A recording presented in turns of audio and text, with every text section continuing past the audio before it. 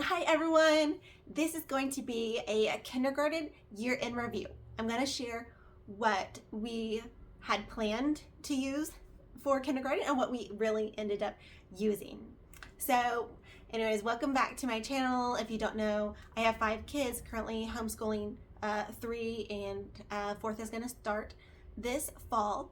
So this kindergarten review is actually about my 3rd child. So I have learned a lot, and this year it was a lot better than the first 2 years. So hopefully this will kind of help you thought process when you're deciding your curriculum for what you're going to do for kindergarten. Okay, so background information before I share the books. I started teaching him at 5.5 years old.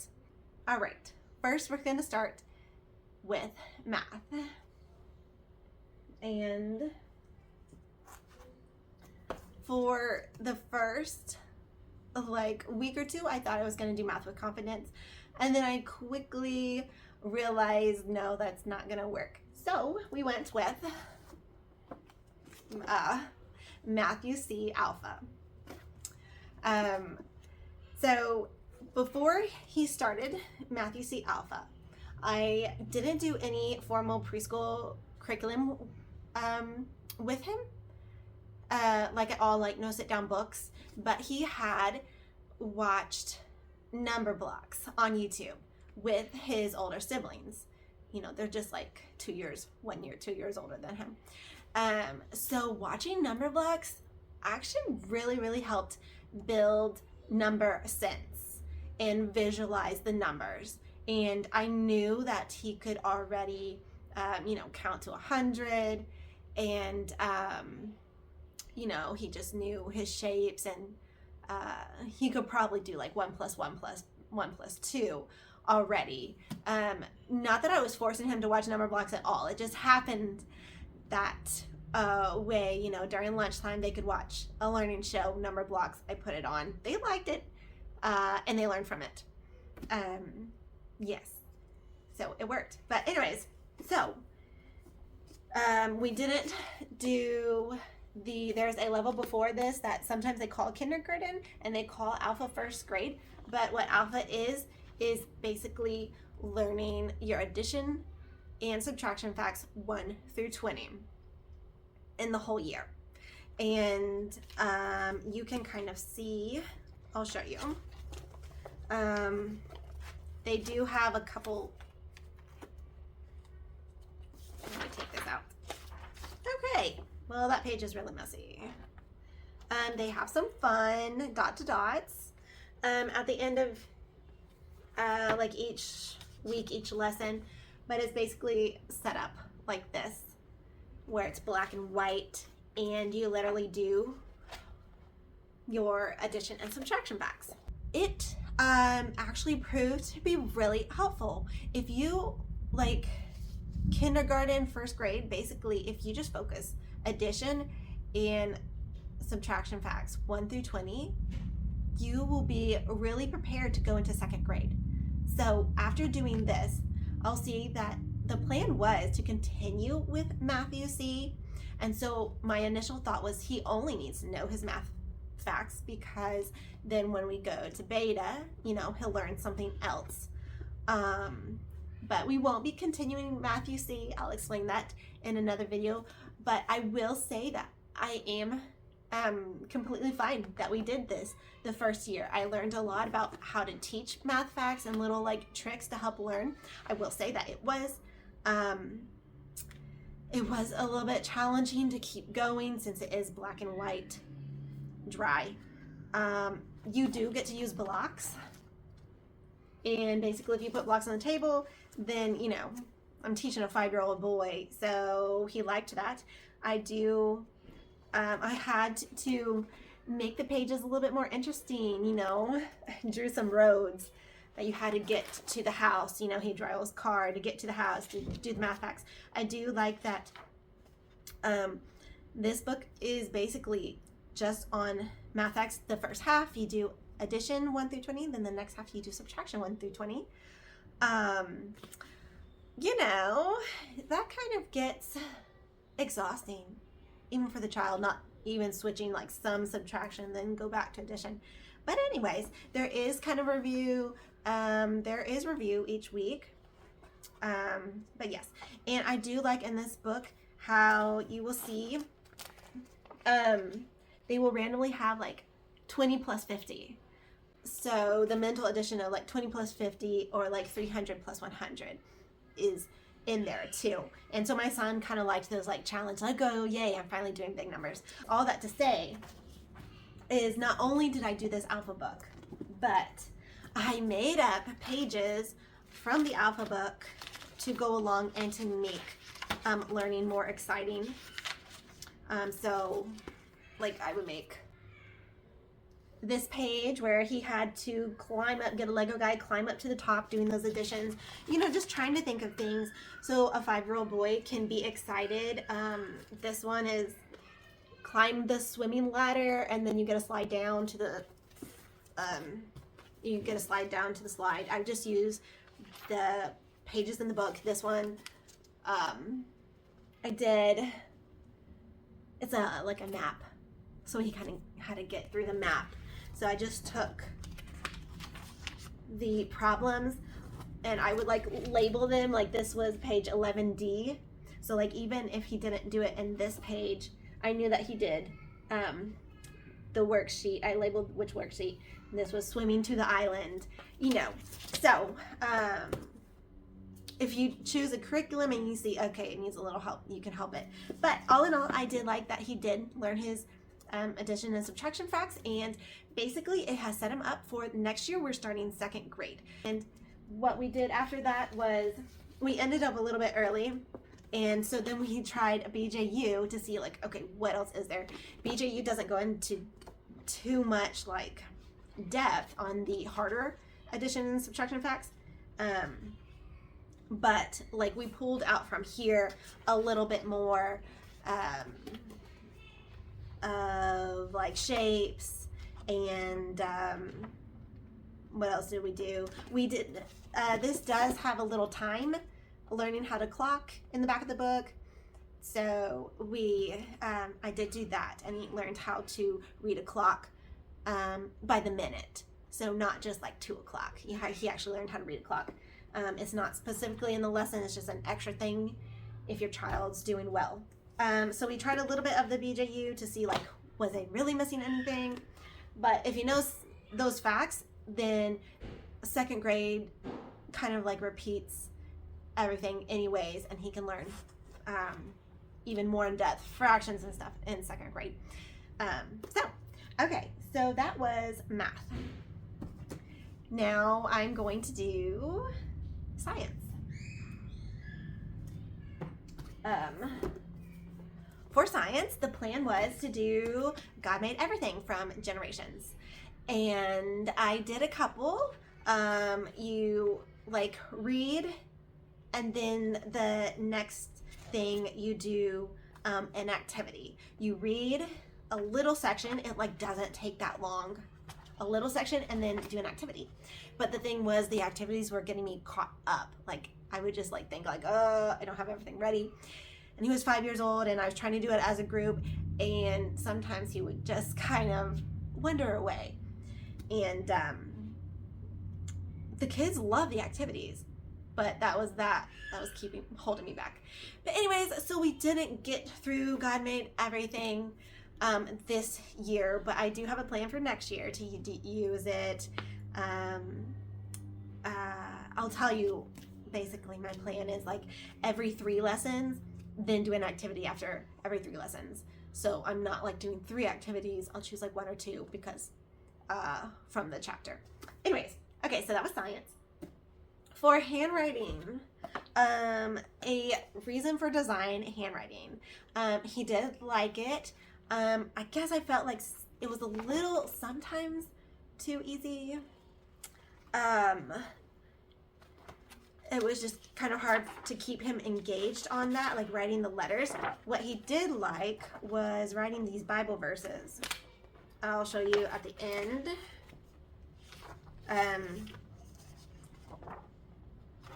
Like here, where you get to trace the words in the Bible verses. He did like that, but there's only like a Bible verse like for like once a week, and so like 30, 36 like of those Bible verses.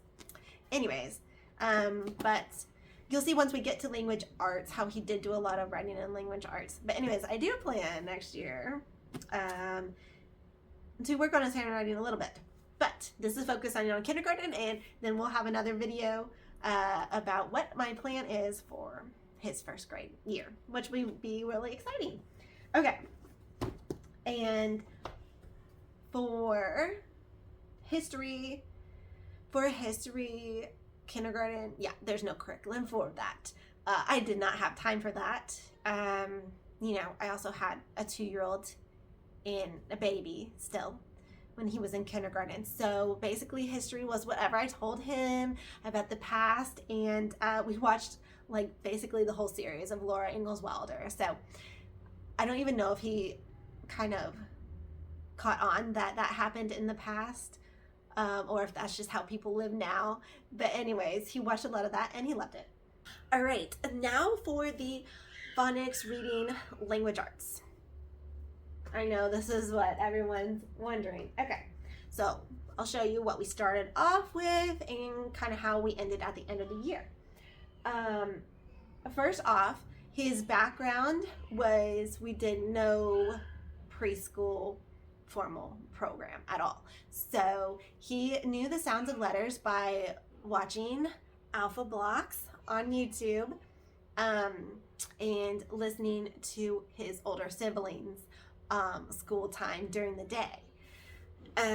So he knew the letter sounds, and sometimes he would be like grass, like how trying to figure out like how you put letters together to make a word, but definitely hadn't like really read any words yet. And then by the end of the year, he can now read a chapter in God's Big Story, a chapter which is like this, that he can read that on his own, 10-15 minutes. So this obviously is a leveled reader, so it doesn't have any like R controlled vowels, but anyways, that's where he ended up in a year, which is more than my first 2 children got in a year, because obviously I've learned some things. All right, so the first thing we did, first start reading from MEMORIA Press. We did book A, which is all about short A sounds. We did book B, which is all about short O and I sounds. And we did book C. And book C, they have finally gotten through all the alphabet, and they're supposed to be reading that. By book C, he definitely didn't want to read this. But obviously by the end of the year, he could definitely read this. It just wasn't as engaging to read when he had finished book C. Anyways, and book D. So we did A, B, and C. He was reading great short vowel sounds. He was reading great. It's a lot of handwriting, which is one reason why I didn't focus on handwriting. When we got to book D is TH, CH, and silent E.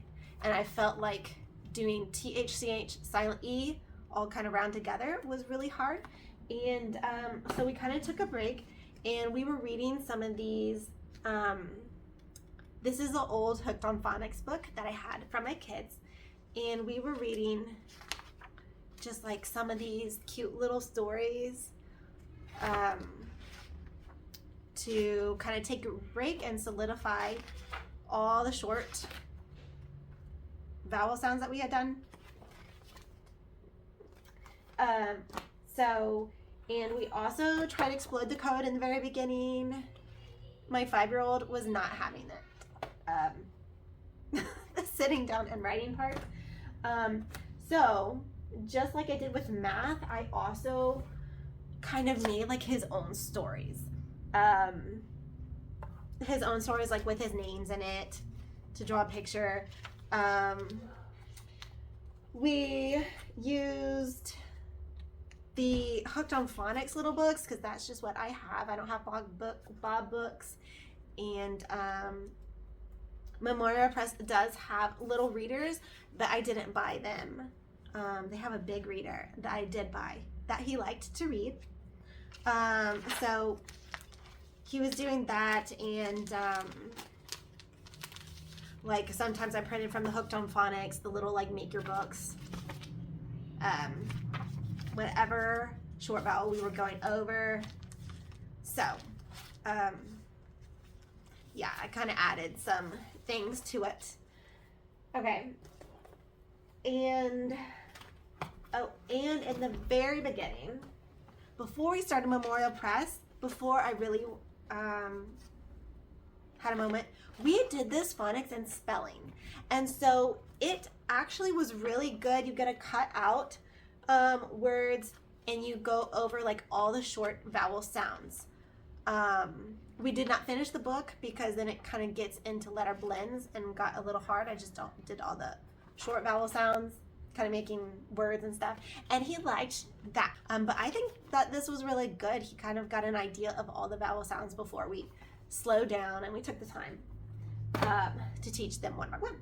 Okay, so then we were at like the silent E, and it was like halfway through kindergarten, and I didn't want to go that route with MEMORIA Press, and I knew I didn't want to continue MEMORIA Press into first grade, because right after book D you start book E, which is first grade, with the long vowels, but I didn't want to do the style that they have it through their spelling thing, even though it was fine in the beginning. So then I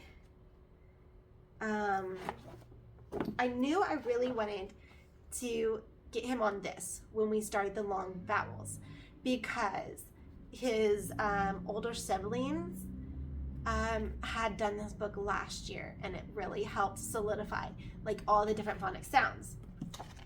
Just because I like the organization. You can see I do have a review on this book, and I do also have some reviews on the other books I have talked about. Not all of them, but I do have reviews on a lot of them, and if I don't have a review, just make a comment down below about which book you would want me to talk about and do a flip through review of. Let me find the page of, I have torn them out a lot. But anyways, when they do their long vowels, they here's like the long U. I don't know if you can see it. But they show kind of all the ways to say the long U. U with the silent E, E, W, U, I. So like at least like 3 different ways to say the long vowels, and you kind of learn it all together. Kind of goes faster, and it's a lot of copy work, so it's like super easy that the kids do it as morning work. It kind of helps with spelling. He was 6 by then. He had already turned 6. But still, I was trying to think of ways to make it a little bit more fun learning long vowels. And so the Generations curriculum of letters and sounds and phonics, it was very helpful because they go through their, they have the same learning pattern of after the short vowel sounds, then you go into the long learning, letter blends. And then long vowels. So that's what I wanted. I knew when I started him in kindergarten that I liked that process of learning, so that what wouldn't slow him down, because I tried other ways where you learn like ER and ING and LY and like little stuff in like first grade, and then you put learning the long vowels, like push it off until second grade, and I just think it helps speed up the learning to read process, because there's a lot of long vowel words when you're trying to read, and then you kind of add in the ly later. But anyways, this was very helpful of learning the long vowel sounds and then the sounds that come after that. And so that's what we are currently on. He is currently doing this Adventure in Phonics book in the morning, and sometimes I'll pull in a story from the Generation Phonics, because they have kind of cute stories in there that go with the phonics. But I didn't know that they actually have a kindergarten version of this that is their second version updated, that's in color. Hearts and hands. Not little hearts and hands, but hearts and hands. It's also by Florence Lindstrom, and it is, I didn't know that. I plan on getting that, because he's still like in the middle of this book, starting to get on, he's just past the long vowels, starting to get into the deeper stuff. But there's not as much on a page, and it's in color, and it does kind of have like some math work too at the bottom, because it's kind of like a practice thing. So I can give him that in the morning, and he won't be overwhelmed, because sometimes he sees this and he's like, oh, that's too much work, but he can do it. He's 6 years old and he can do it. So, okay. Oh, yep. And to add in, also in language arts, we did these from Meet the Phonics. Like, I would turn on the YouTube when we got to the letter blends.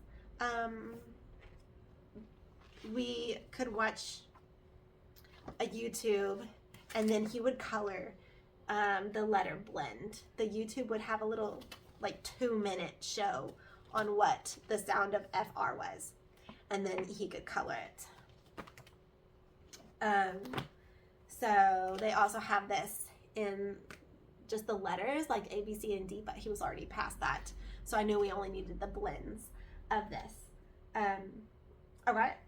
And now for Bible. As you already know, he's reading this, like each night or in the morning, God's Big Story from Generations.